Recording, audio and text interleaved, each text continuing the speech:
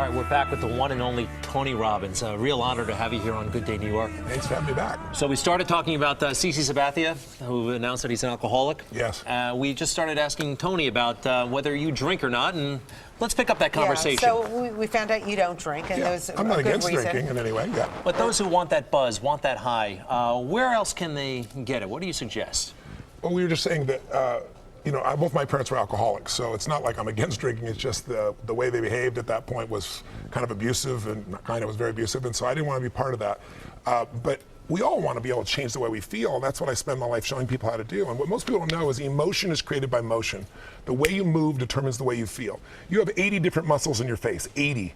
For most people, this is the largest area of unemployment in the country. They use the face the same way, they feel the same emotions over and over and over again. So what I was saying is I have this deal with myself called priming. Every day I say, look, you got to have 10 minutes for yourself. If you don't have 10 minutes for yourself, you don't have a life. And I'm not going to hope I feel good. I just got back 6 countries in 12 days. I was in India 2 days ago. Wow. And I woke up here feeling like somebody ran me over with a truck. But you got yourself psyched up. But the way I did it is I do this process. It's 10 minutes. I put some music on. I do this massive change in my breathing, so it radically changes the way I feel. And then I do this 3-step process. First, I do 3 minutes of gratitude, where I think of 3 things I'm really grateful for, and I associate. I don't think of it over there. I feel it. And the reason is, when you're grateful, you can't be worried. You can't be fearful. When you're grateful, you can't be angry. And anger and fear are what screw people up most in their relationships, in their life, in their business. So I wire myself. I was saying to you that most people want to be happy, but their habit is to be worried or pissed off or frustrated or stressed. And so they've got a highway to stress and they got a dirt road to happiness. So I wire myself. I've got a highway to gratitude, which changes all your emotions. And then I do a 3-minute process of kind of a prayer for my family and friends. And then I do a 3-minute process of the top 3 things I want to accomplish. I see it as done and I feel it. I'm done in 10 minutes. So sometimes I go 20. But my deal is 10, so there's no excuse not to do it. You know what? I think it's a great way to kind of set the tone for the day. It does. It changes. Listen, we've all had times when you snapped at somebody and you felt bad because it wasn't them, it was the state you're in, right? Well, there's no excuse for that. If you prime yourself, you set yourself up. They've done studies where they go to people and they have a man walk up to you and say, could you hold this for me? He hands you a cup of coffee. It's an actor. And then he takes some out of his pocket, then he takes it back and says, thank you. 100 people, they do it with iced coffee. 100 people do it with hot coffee. 45 minutes later, another actor comes by and says, listen, we're doing this little test. For $5, would you read this 3 paragraphs and answer 3 questions? Most people say yes. It's a little story. The questions are about the character. What's the character like? 80% of the people that got iced coffee say the person is cold and mean. Wow. 81% of the people that got hot coffee say the person is warm and gentle or nice. That's how much we can be primed by our environment. We think we're just feeling what we're feeling, but our environment, if we don't take control of our environment, it takes control of us. Pretty wild, Tony. Now, this is easy for you to say. Look at you. You're like an investment banker. You probably have a master's from Harvard. I bet you have 3 degrees from Harvard. No, I got a high school education. So what happened? You never went to college? Well, my mom, I was going to USC. I wanted to be a sports. I was taking journalism. I was getting a scholarship. And then I had some major challenges with my family. I had to take care of them. And then my mom got very upset. I have 4 different fathers. So I kind of had to take over. And so I went and started my first business at 17, and I started from there. It was working for a man named Jim Rohn, and then I started off and became a seminar broker. I actually filled other people's seminar events. And then I got better than the people I was promoting, and after a while, I decided, heck, I should do my own. And then I began to just expand and do work. And when I started turning around athletes and Olympic athletes, and I got to Nelson Mandela and Mother Teresa, wow. and then I got to President Clinton, and it just grew. What was Mother Teresa doing wrong before she met you? If anything, I mean, come on. Did she ever have a day where she felt she got off on the wrong side of the bed? No, you know what happened? She was in San Diego, and I don't know if you remember, years ago, she got very ill, and they rushed her to the hospital. And I guess like 3 days into it, she left in the middle of the night. Can you imagine you're at the hospital and you lose Mother Teresa? No, and she wrote a note that says, thank you for your help, but I have to help people that are in need. I can't sit here. And she went across the border to Mexico. And she said, if you really want to help, don't send me a hospital, send me a mobile medical unit. So in those days, I was friends with a very famous actor, and he and I were both fans of hers. And I said, why don't we just go buy this, you and I, don't do a press conference, just drive it across the border, let's give it to her. We'll get a chance to visit with her.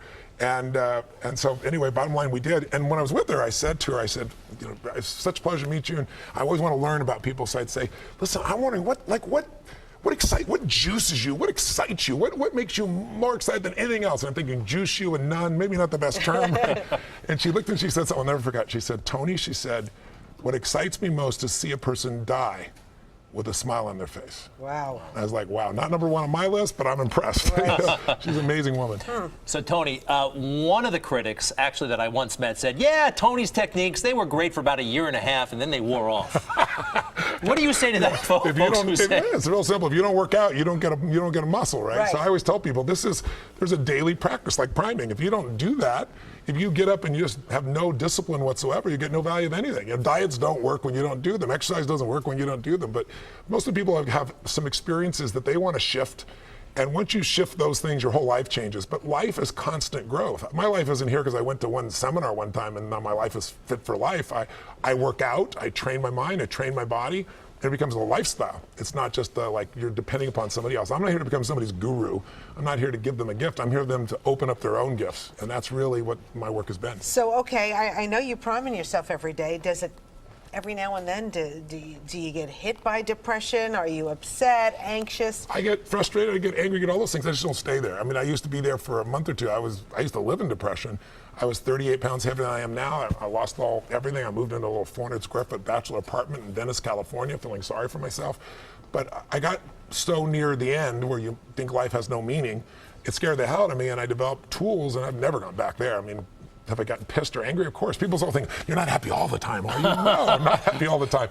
But I'm happy the vast majority of the time because I'm doing what I love, with who I love, and there's a meaning in what I do. When you have those three things, life is pretty magnificent. One thing I was very surprised to hear, and I thought it was delightful, but you had a lot to say about nutrition at the seminar that I attended. Yes. And a lot of folks don't associate that with you. Yes. What do you eat?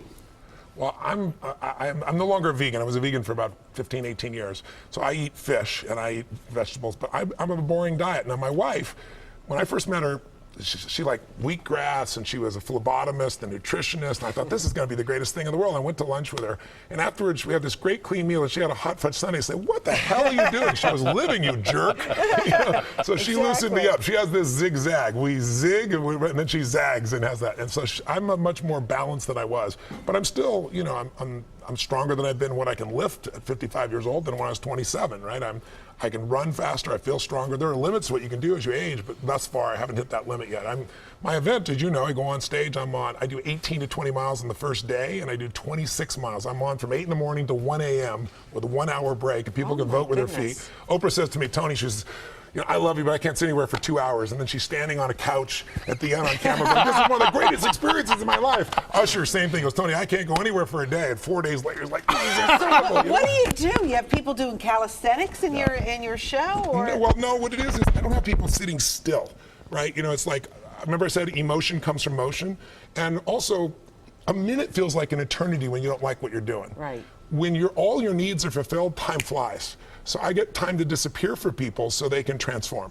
And I do it because I've done it for so long. I'm doing an event in LA in a couple weeks in October, 22nd, 23rd, 24th, and we have 8,000 people from, I think it's 49 countries. We're translating 5 languages. And people from every walk of life, from young kids to people older, athletes, entertainers, average people will all come and become a family and transform in ways that are just extraordinary. At the end, it feels like a mosh pit, like at a giant concert with people, and they just have a blast. Yeah, great music, by the way. Really? You're a heavy metal guy. I was trying to tell him I have that. all You like kinds of things. When I heard AC/DC, Greg says, "Oh, Tony likes this." Tony likes AC/DC. Yeah, absolutely. But we love everything. We do a mix because we use music as the soundtrack to our lives, and so we pull from all kinds of types of music. I think you were like a John Tesh kind of guy, that new age John Tesh. You know, that new age kind of music. Not so much. Oh, wow. Sorry, John Tesh. No disrespect, John. All right, Tony Robbins. Once again, TonyRobbins.com. People can go there. And also America's Best 401k. Yeah, or they can go to showmethefees.com. Awesome. Tony Robbins, a real privilege. Always Thank enjoy you. Thanks for having me on, having guys. you on. Always great Thank to visit you. with you guys. Thanks for having me. All right.